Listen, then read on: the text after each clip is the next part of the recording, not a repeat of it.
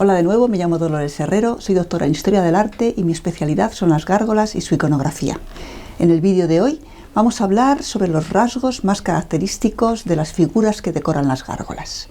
Ya sabéis que si os gustan nuestros vídeos podéis suscribiros a este canal.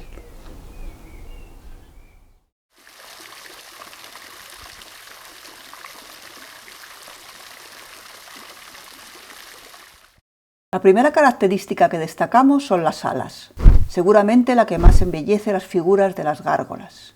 Pueden aparecer en diversas tipologías y confieren a las gárgolas belleza y elegancia.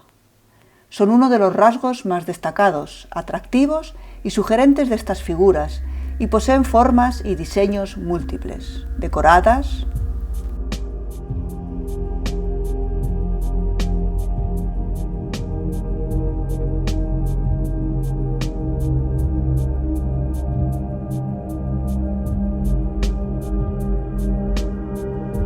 en forma de hojas,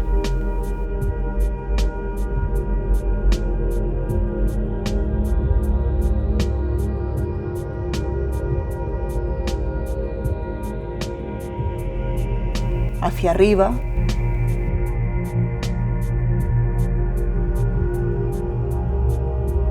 con relieves, en espiral, en abanico, etc.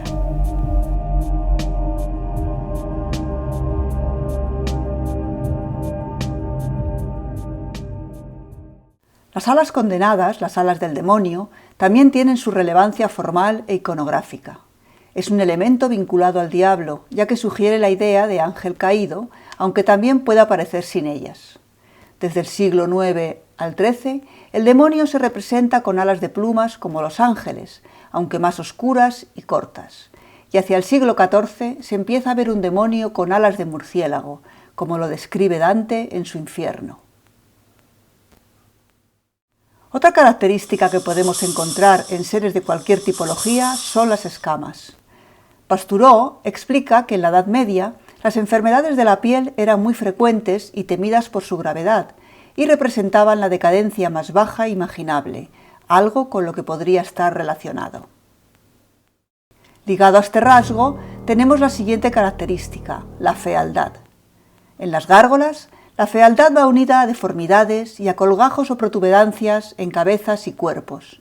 Esta característica generalmente va ligada a figuras de demonios.